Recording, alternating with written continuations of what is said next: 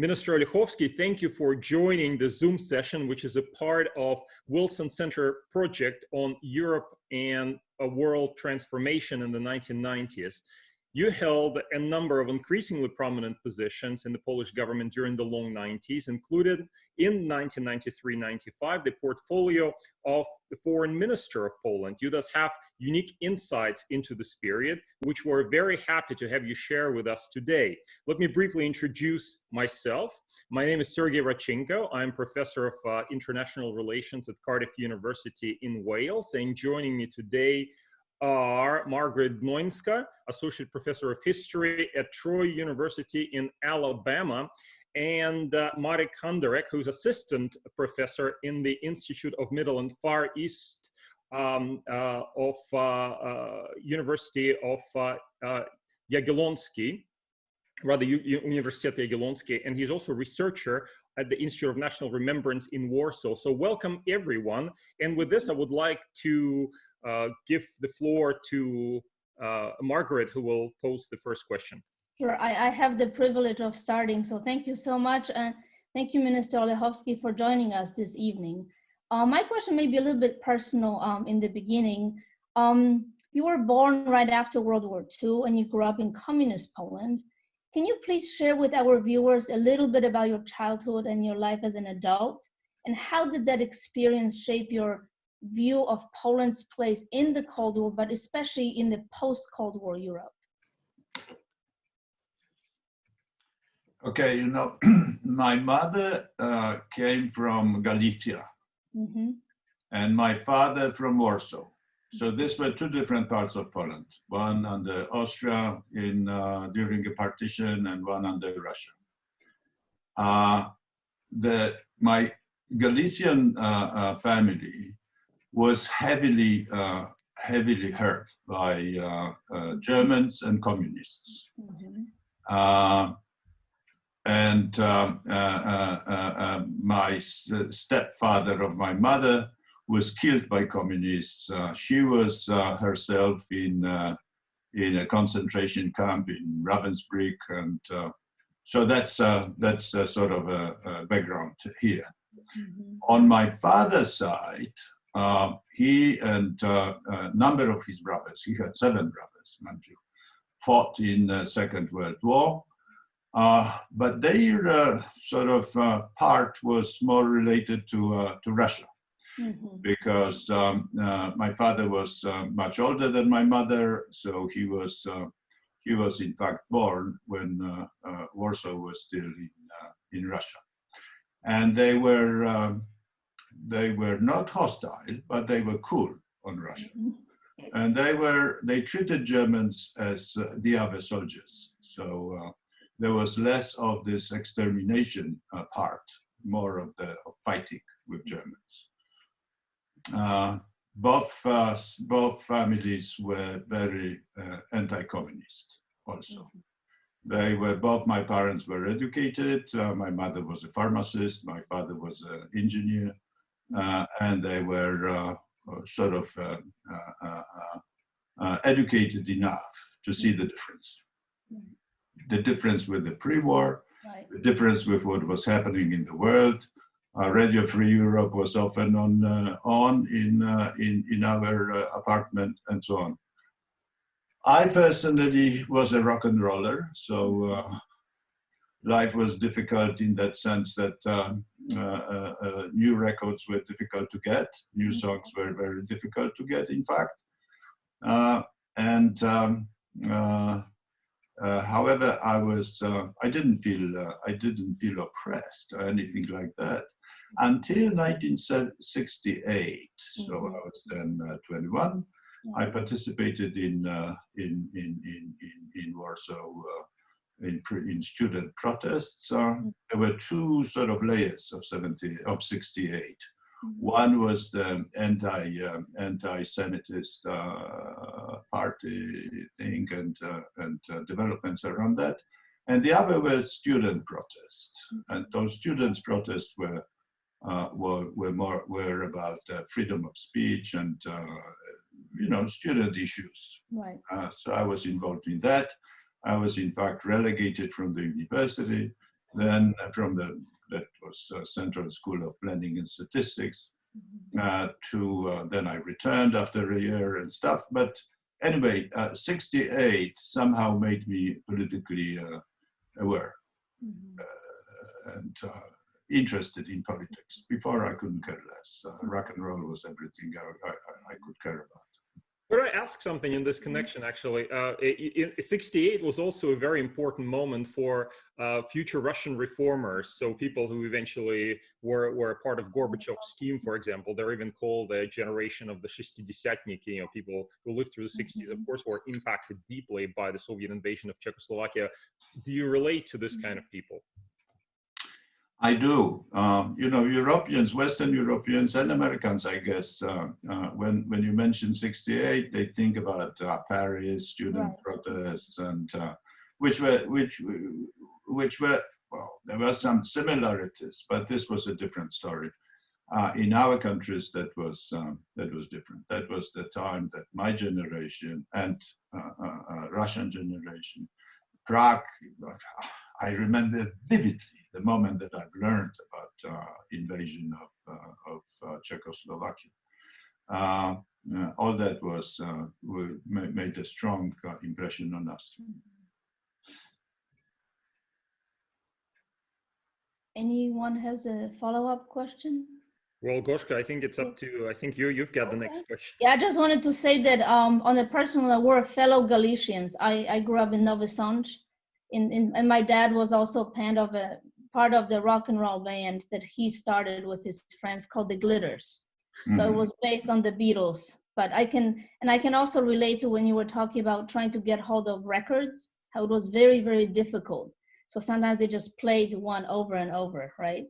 But I think it has to do with, I guess what your experience shows, that openness to the West, possibly, there were ways of getting things from the West, and the young people like yourself were exposed to some Western aspects of pop culture at that time. So. Yeah, there was no intent of protest or anything like this, but because we were so keen on that, we were in fact starting to live separate lives. We were different from our colleagues who were in an organization of socialist youth and things like that. So we were starting, as I said, we started to differ, to diverge. By the way, it's very interesting that you mentioned that 68 is such an important real breaking point for people of your generation, and not say 56. Of course, 56, that's much earlier, so that's maybe a different generation. But too young, probably, right? Excuse me. Yeah. But does 56 mean anything to you at all in this context? I was 9 years old in 56. Which was an important event for my parents. I do remember 56, mind you, because I lived in a very center of Warsaw, next building from the Warsaw University, facing the Three Crosses Church. And there were student demonstrations. And they were there also collecting money, collecting blood and money to help Hungarians. I couldn't contribute my blood. I was too small and didn't have enough of that. But I remember I had contributed a coin that I had. I didn't have money or anything, but I did contribute to that. So. But it was it was kid. It had no political impact. Excellent. Thank you. Very, very enlightening. So we're going to fast forward a little bit to the 1990s. Before you were appointed foreign minister in the new government of Valdemar Pavlak in 1993, you held a position as a minister of finance in 1992. Could you tell us a bit about how the experience of working for international organizations like the World Bank, United Nations, but also your participation in 1989 roundtable discussions, how did that shape your economic vision of post-Cold War Poland? And did you share that vision with Prime Minister Jan Olechowski?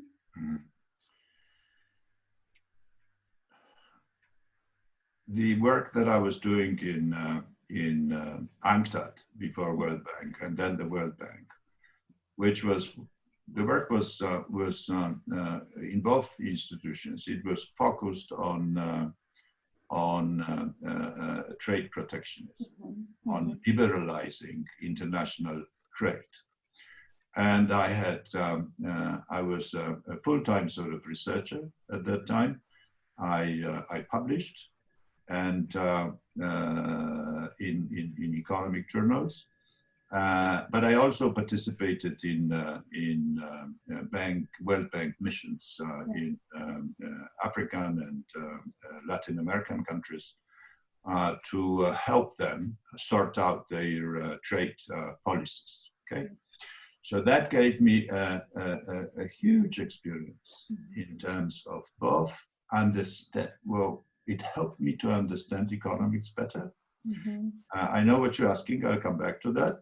But also to experience the making of trade policies, the importance of international agreement, of multilateral negotiations, and so on and so forth.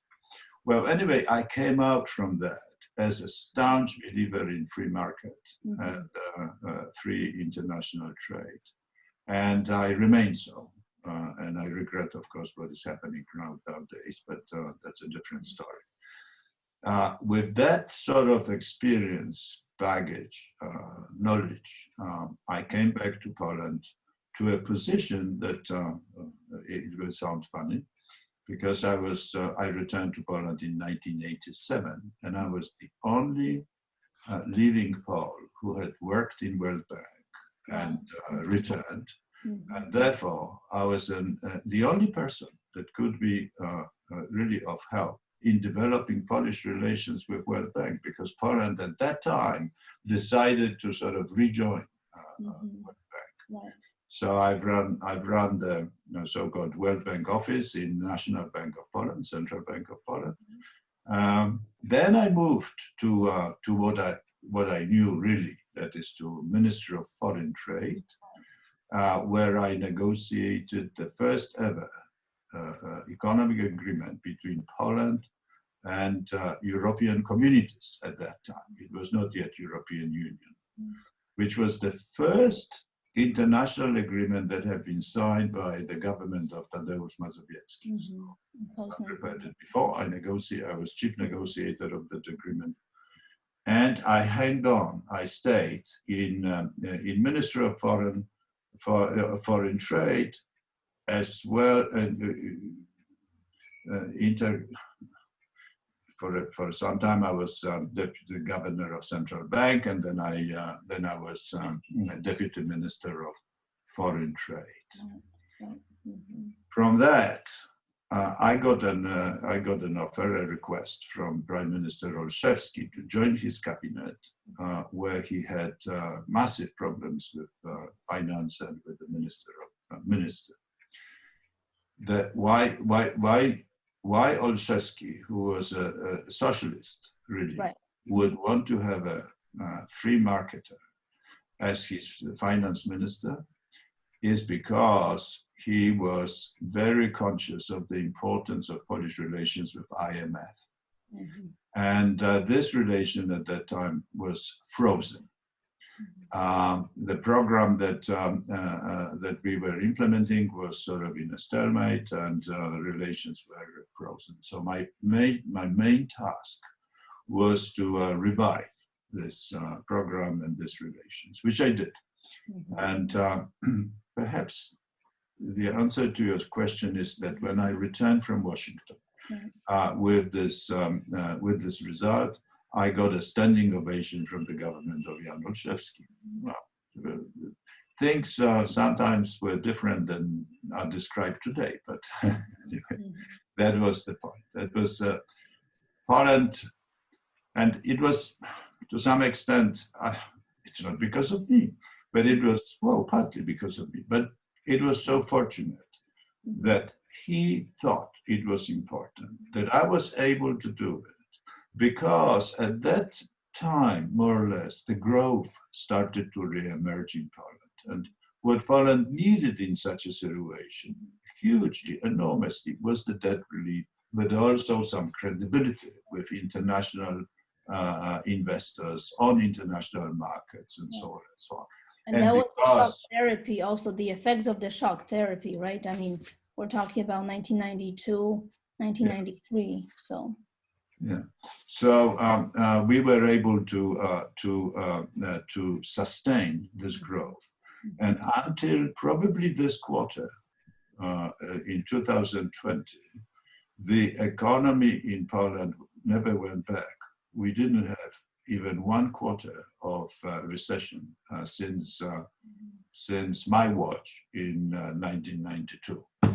Which is, you know, in many ways, I find it remarkable. It's such a different story to what was happening in Russia at the same time. You know, you have the same kind of prescriptions that were proposed by the IMF, by international institutions. You had a reformist-minded government. You had people like Gaidar and Boris Fedorov, who was Minister of Finance. But Russian version of shock therapy was in many ways quite disastrous for the population. I wonder what accounts for this difference. It was hard for Poles as well, but it was relatively short. Okay, so we're talking about the real bad time was 1991. There were 2 things. Poles had a huge, enormous confidence in the government of Mazowiecki. You know, if Mazowiecki told us to go and, I don't know, walk into the Baltic Sea, we would have done it at that time. He was a true leader. Hugely, he lost it very quickly, but at the time he was there. The economic liberalization, adjustment, bringing the transformation from socialism to free market had also umbrella of Wałęsa. Wałęsa was the president, and his instinct was always capitalist free market instinct. You know, when you wake him up at night and ask what is better, state enterprise or private enterprise? He says private. It's private. That was his way of thinking. Simple. No sort of sophisticated arguments were needed here.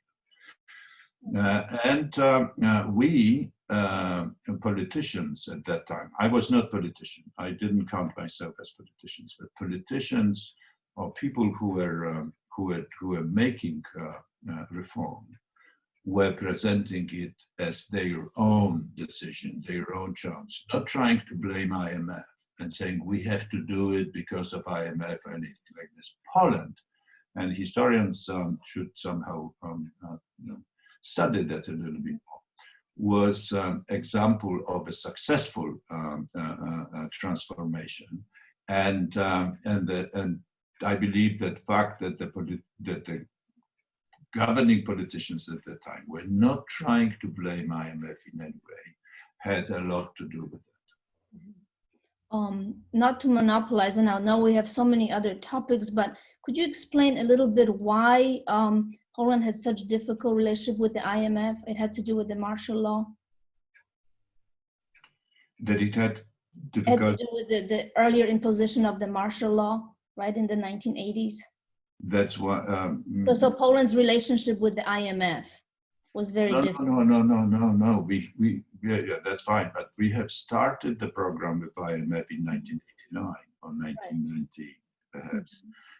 But then things became complicated with the political instability, and in fact, at the end of his tenure, Balcerowicz was unable to meet the criteria that IMF was expecting Poland to meet.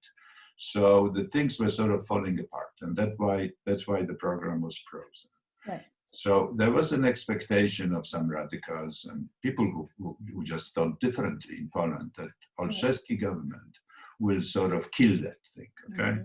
But Olechowski, when you read about Olechowski and his advisors, they were extremely conscious of importance of international setting for Poland, both for security and for economy. Okay, so they thought that, and rightly so, that IMF program has to be rescued because that will bring credibility to this country.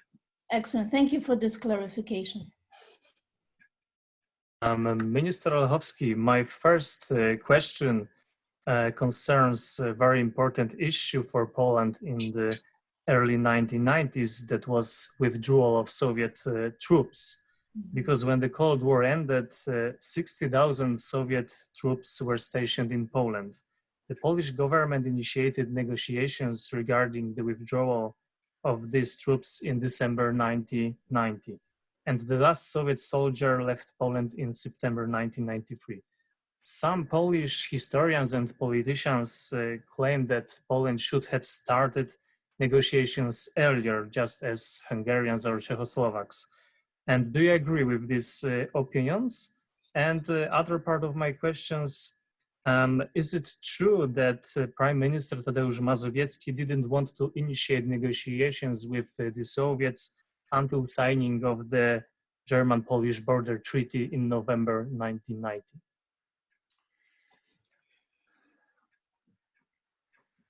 I don't know. I was. You need to know that I have worked my long days strictly in the economic field. I did participate in meetings of Mazowiecki cabinet, in some of those meetings, as the deputy governor of central bank, but these were mostly on points relating to economy and economic situation. So I can't tell you what was his thinking. However, if I was his advisor at that time, with my current knowledge of things, I would probably, at that time and now, I would advise him to do exactly what he did. Poles have a complex on this sort of two enemies situation of being squeezed between Germany and Russia. So you can do things more boldly, with more confidence if you're on good terms with at least one side. But you don't open negotiations at the same time with two sides and stuff. So he, I don't know if he was thinking like that, but I would have advised him to do that. I don't think Poland was also in a different situation than Czechoslovakia and Hungary, because Russian troops in East Germany had to somehow get home, and not through Czechoslovakia or Hungary, but through Poland. So I don't think that the earlier negotiations would have been so sufficiently successful, or so successful as finally they were. I vividly remember being at the courtyard of Belvedere Palace on the symbolic farewell to Russian troops in Poland, where the small contingent of Russians paraded in front of President Wałęsa and General Dubynin, who was the last commander of Soviet troops in Poland. A very impressive general, by the way. He sort of reported departure, off they went. Historical event, you know. Brzezinski was always, Zbigniew Brzezinski were always saying that Poland had foreign troops on its soil for 250 years. You know? Yes. So now let me skip to late 1993, when you became foreign minister. What did you see as the key priorities in Poland's foreign policy? Strategically, there were two, shared by a great number of Poles, but as we discovered later, not by all. That was the membership in NATO and European Union. European Union was unquestionable, basically. Well, no, we'll develop this point. Anyway, so that was strategy. Simple, but not easy to achieve. Tactically, if you want, and talking about sort of current affairs, I was very much involved in developing Weimar Triangle, which was the forum for meetings of Poles, French, and Germans, and that, from our point of view, was the way of learning what happens in European communities, and telling them and explaining to them our problems and our achievements and so on. And I remember two of those meetings. We were holding them every year. Also, presidents were meeting, and prime ministers, and so on. I was also developing the Visegrad Triangle at that time. These were Poles, Czechs, and Hungarians, which was interesting venture, because this sort of, we were not exactly friends in every era, but these were three of the post-communist countries that were set on a course to join European Union and NATO. So that differed us from others who either were against or were hesitating and sort of, you know. And my other thing was to develop, to advance relations with Eastern neighbors. My predecessor, Minister Skubiszewski, was in some sense a gift of God, because, you know, at the beginning of a republic, we could have gotten anybody as a foreign minister. What about Macierewicz, for example? Okay, somebody who would be a radical, revolutionary. And, just hold on, it has to be 7 times, okay?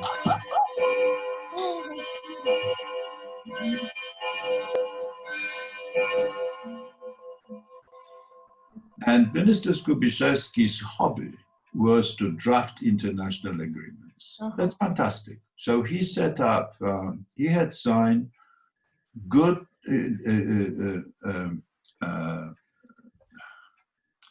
not frontier, how do you say, agreements on neighborhood relations with all the countries, with exception of Lithuania.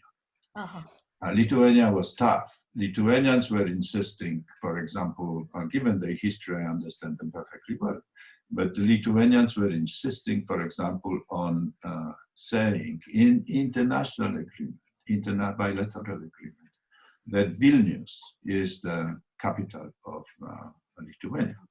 We were saying, but listen, if you wanted to change at any stage your capital, you'll have to ask us for permission, because this is what we signed. They said, well, we will take this risk willingly.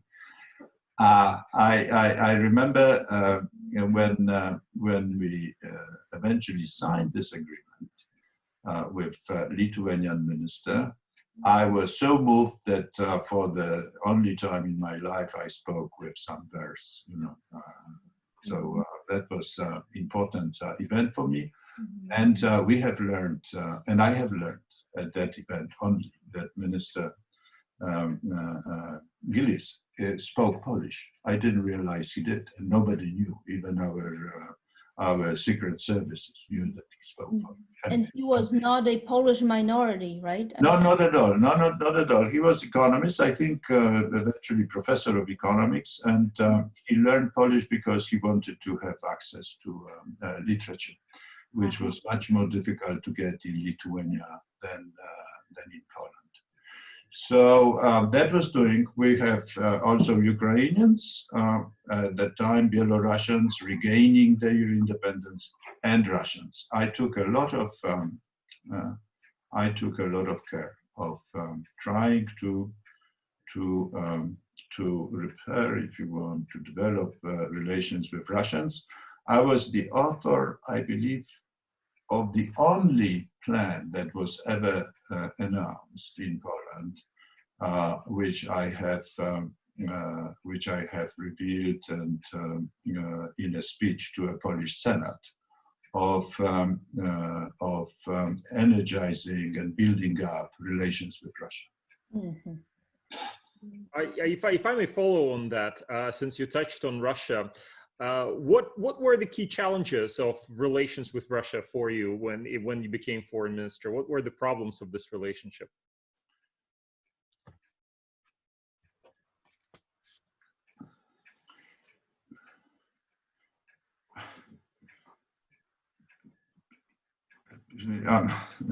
The problem with us Poles is that we never had a good framework to think about Russia. So the only policy that we ever had would be for Russia to vanish, because we never had a vision of relations with Russia that would make us and Russians happy. Okay. That would make Russia an asset rather than a problem or whatever. Okay. Now, at that time, I was blessed to work with the government, which was unique in Russian history, I would say, in certain sense, because these were liberal people with you remember, these were great ideas of one Europe from whatever. Vancouver to Vladivostok. I was very optimistic at that time, truly. So the problem, as we saw it, was the instability coming from Russia, not Russian government. Okay, we were not fearing Russian government. We were fearing developments in Russia that would happen despite Russian government, or because of some fractions and things like that. But it was we were not afraid of Russians. When I was a finance minister in Olechowski government, in Olechowski government, this was we're talking about 1992. Which was early 1992, which was the end of a disastrous winter in Russia. 91 was disastrous, and people were really worrying that Russians will suffer from hunger at that time. So what do we do? And on my request, but which was very welcome, the government also made a small allocation, small provision of money for help.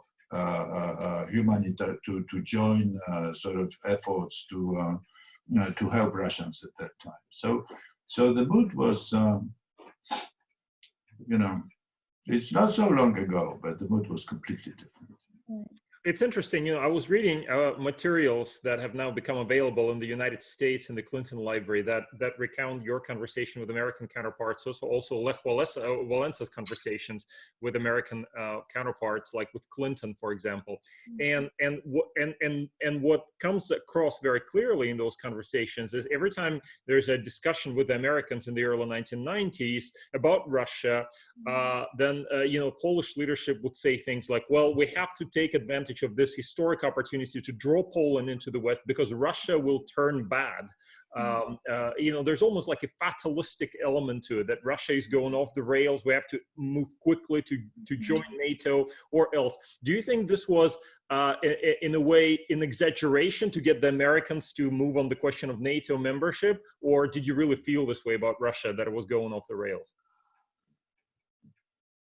We felt strongly about the fact that we were in what was called at that time security vacuum.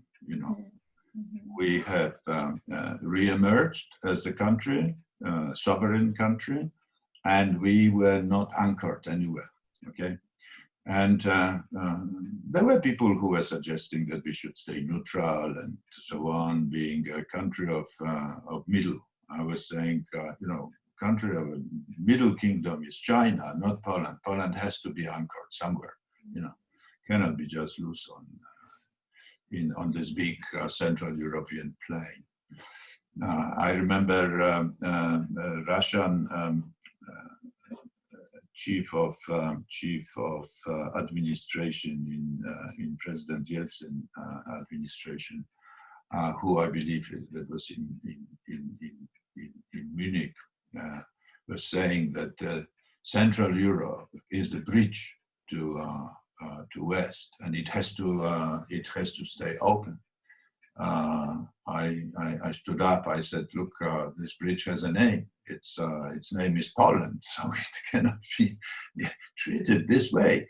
So there were voices like that, but presumably you also did not want to be a bridge, because why would Central Europe or Poland specifically want to be a bridge? So, not a bridge, but wait, when I thought it is important to explain to public in Russia, in Ukraine, and Belarus what our thinking. So I wrote an article at that time, which was published in all these three countries, when I was explaining that our purpose, what we're trying to achieve is not to cross the line, but to move the line.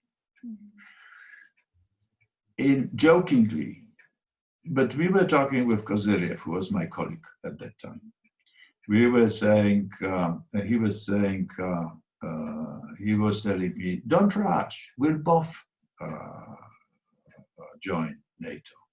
I said, "Andrzej, look, it's going to be difficult for you. You're a big guy. Let me join there first, and make some movement." But I was truly serious when I wrote that I believed, and I believed at that time, that by joining NATO and European Union, Poland would give some Slavic features to institutions. You must remember that perhaps these things were naive. This thinking was naive at that time, but the mood in European politics was that of great optimism about basically one system, one ideology, whatever. But to answer your question, then the dates are important, probably. Okay. Things were so nice and so optimistic until Zhirinovsky got to the parliament. Zhirinovsky was a big. That's December 1993 is when his party got the highest number of votes. So Zhirinovsky was a dramatic. Zhirinovsky's success was a dramatic wake-up call. That things are not sort of determined to go the way I've described. So when you read these conversations, note the dates, okay? Because they may be different. That would be my bet. I think it's very, very interesting. I think what you're talking about is exactly correct. It's actually confirmed by the documents. Once you have Zhirinovsky, who was elected in December 1993, you've got a very shrill rhetoric coming from Moscow and from Parliament, and that I think definitely affects views in Central Europe, in Poland, I'm sure as well, but also in the United States. And also in the United States. And that was the fear of that instability coming. It was not fear of Russia suddenly invading us or anything like this, but, Russia being, it's not going this way. It will go some other way. But what way it's going to be, we don't know. We don't know who's going to win. So in such a case, you need to have your appetite for security is bigger than before. Okay. I would like to ask you now about President Wałęsa and his vision of security policy, because you closely cooperated with him in the early 90s. And before Poland officially announced its willingness to join the NATO in March 1992, President Wałęsa presented his idea of creating the so-called NATO BIS, consisting of former Soviet satellite states in Europe. Did anyone in Poland and abroad treat this vision seriously, according to your knowledge, of course? Well, I tell you, I love President Wałęsa, but not all his initiatives. I think he's one of the greatest men I've ever met in terms of his achievements and in terms of some of his instincts. It was not very clever. It was not seriously discussed anywhere. However, you need to remember that it was in the sort of framework of discussions. If the candidates for these institutions, NATO, EU, should be somehow prepared inside or outside of the thing. Okay, so you sort of grow up, and then you will be admitted, or we'll get you in and we will help you grow up. Okay, so that was the idea of NATO peace, that was supposed to be sort of not yet NATO, but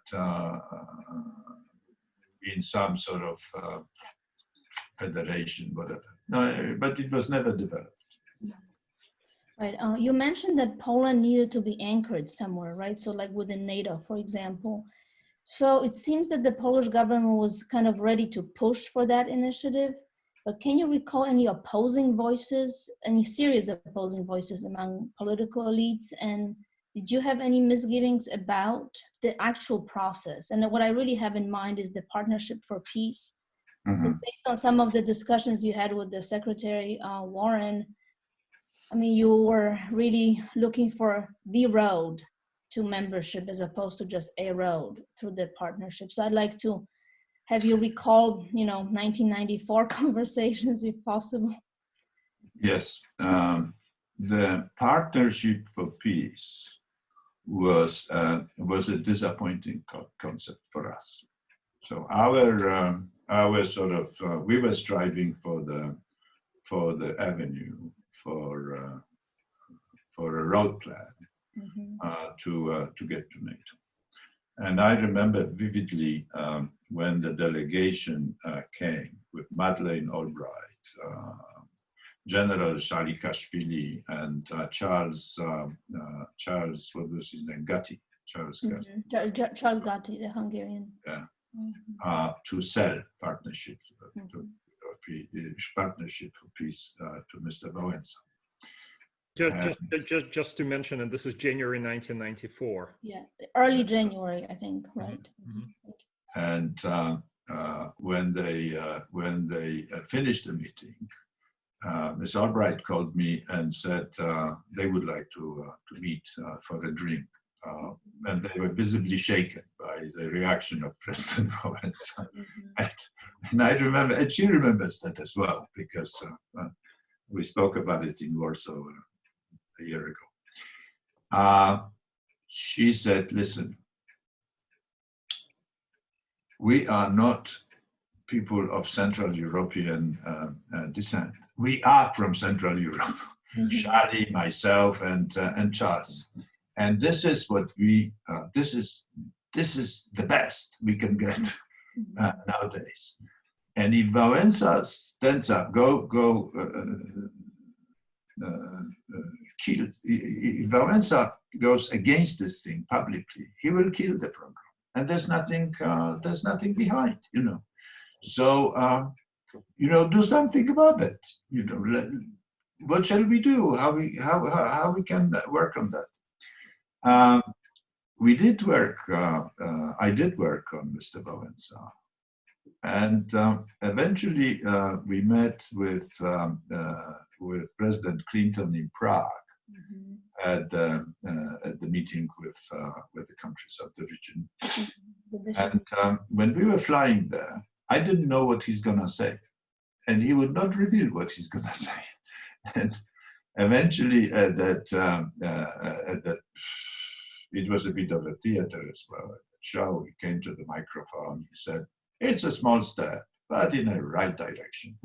And then I saw Clinton, but Ambassador Fried says that after these discussions, Clinton came back. I don't know, you'll need to verify with him, of course, but he tells that he said quite recently, maybe he has written it somewhere. He came back to Tony Lake and his national advisors and said, no, it doesn't sell this thing. You have to come up with something better for me, okay? So that was the beginning of our tough work of implementing in reality the idea that security of Central Europe is material for United States. Okay, so that was the line. And I remember also my meetings later on with Tony Lake, who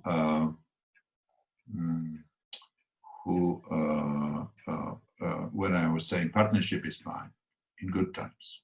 What about bad times? I have witnessed, well, bad times we can, I said, no.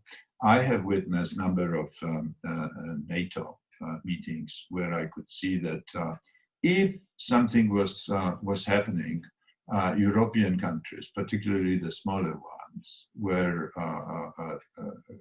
very scared. So I said, it's not gonna work.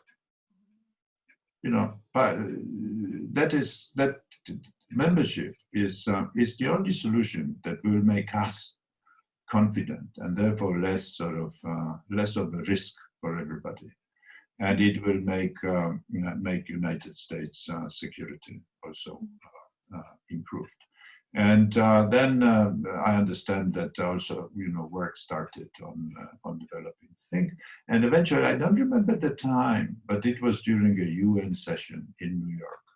I met with I had a meeting with Stroop, Talbot, and Dick Holbrook, and in Waldorf Astoria, and they said they're working on a plan, and I said, I hope you're serious, and you will not later on tell me that you couldn't do it because Luxembourg was against or something like that. And Stroop said, you must be kidding.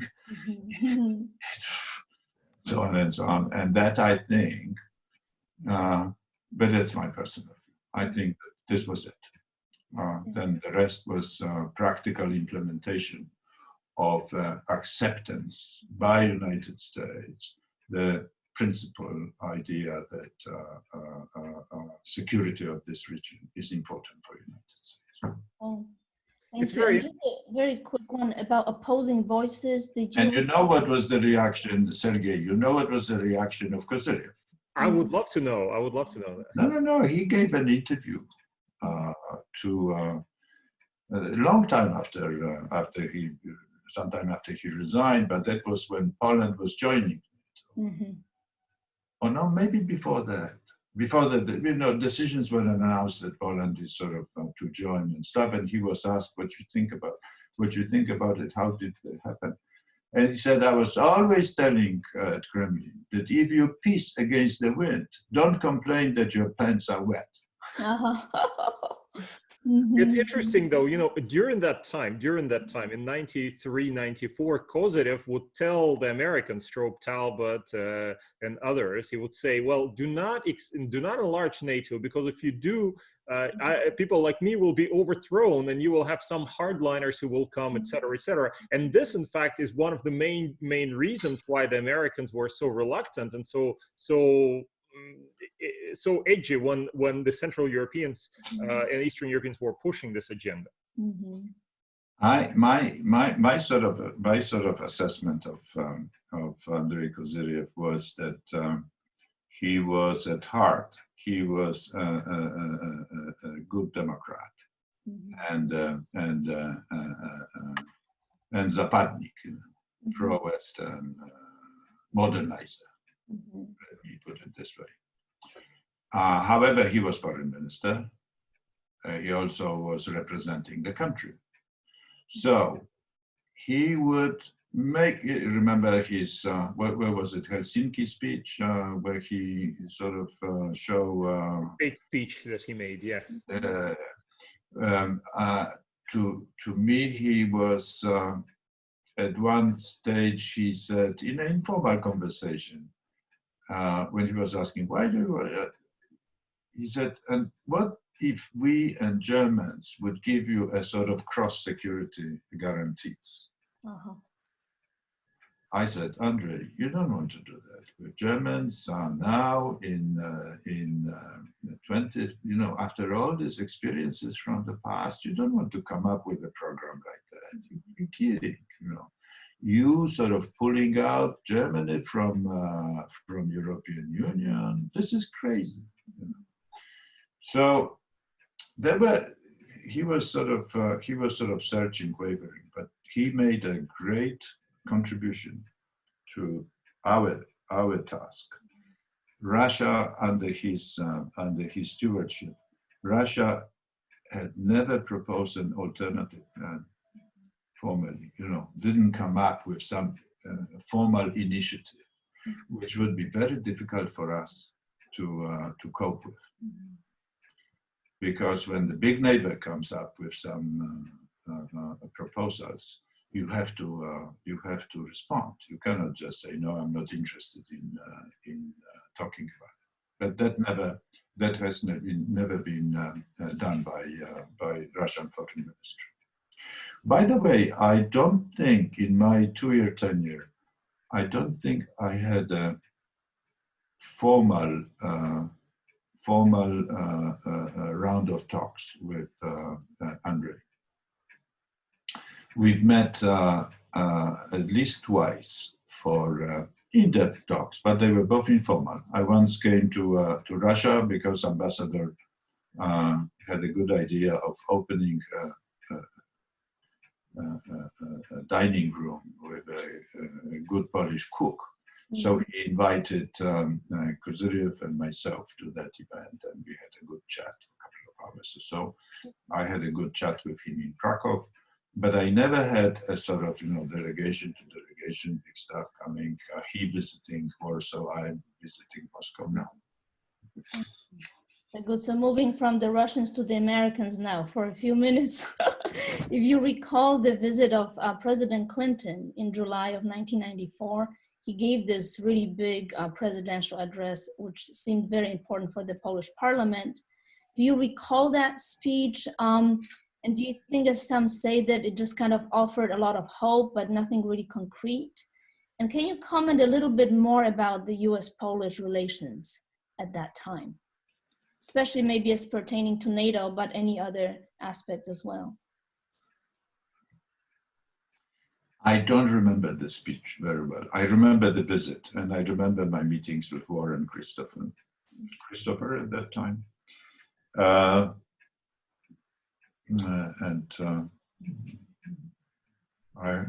also remember, of course, I remember President Clinton as a imperial but very warm person. So that was good stuff. He has done a lot. Did you say imperial?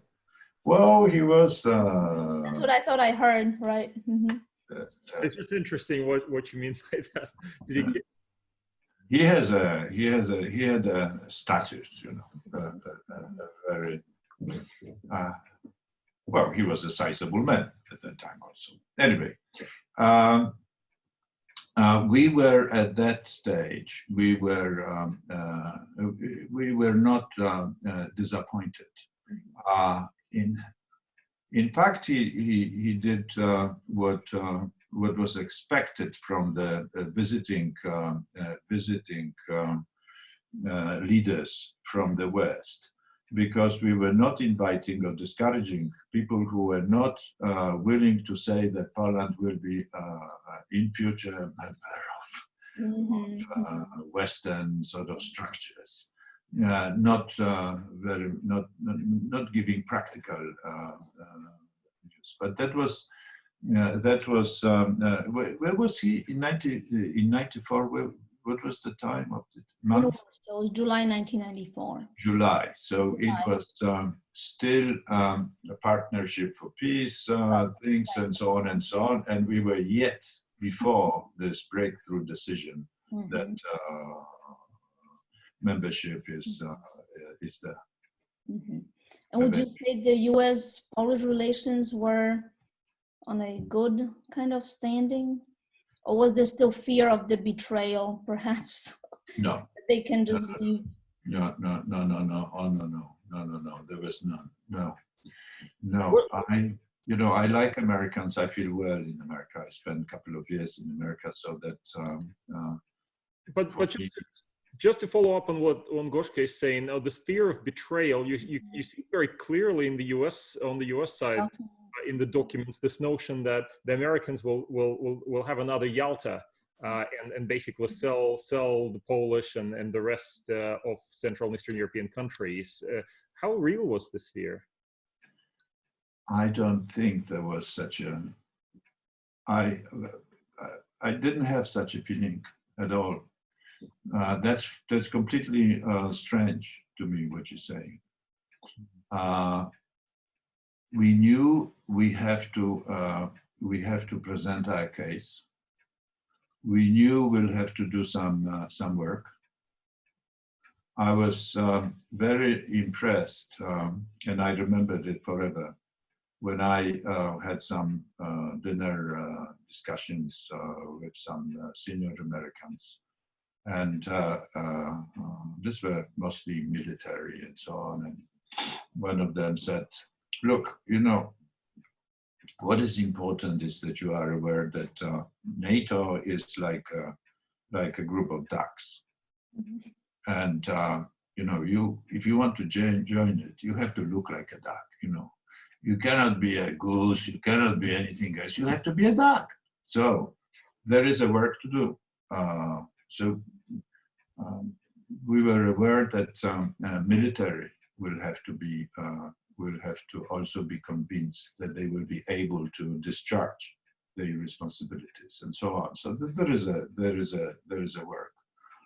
So at that time we were not sort of disappointed by empty political declaration, because the work was going on.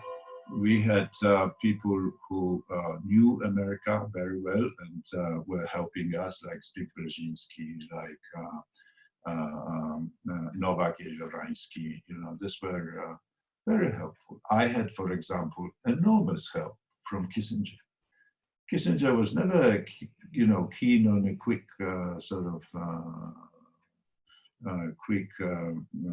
enlargement of NATO or anything like that, but he was very helpful, particularly with Republican establishment and so on.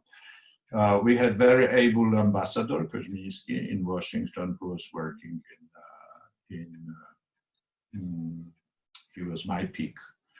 He was working on Congress and Senate, and we were gaining individual after individual, issues after issue, and document after document.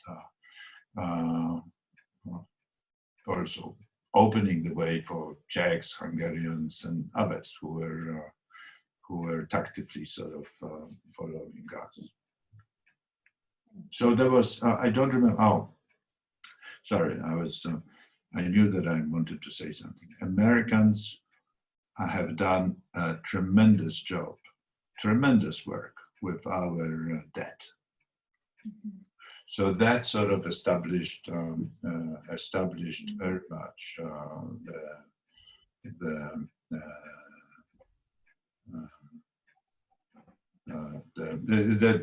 for that we were extremely grateful. We would never be able to sort of emancipate so quickly if we didn't get that debt relief.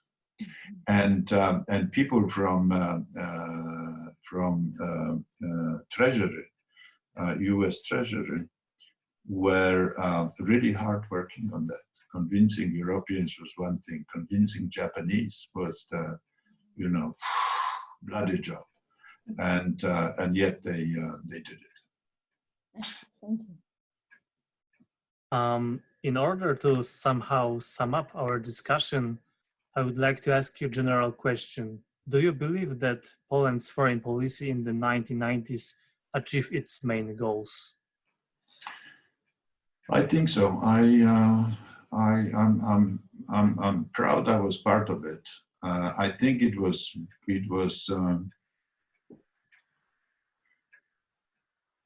firstly it represented a consensus of people at that time. So that made this job easier than otherwise. But it was well structured. As I said, the convincing of Americans that it is their interest that our security is related to their security is related to ours was a right way of presenting this issue. And it was, I think, reasonably well executed in direct discussions with Americans and with Europeans as well. And anyway, we are in NATO, we are in European Union, and so that was the NATO came more or less as expected. NATO membership, European Union membership came much later than I expected. I thought that 2000 would be the deadline for us waiting, but it was 4 years more. Well, on this very hopeful note, I just wanted to thank you once again. I think I will speak for our entire team in just saying how fascinating this discussion was. I personally found it extremely interesting, and would like to thank you very much for sharing your insights. And thank you for inviting me, and good luck with your research, your work.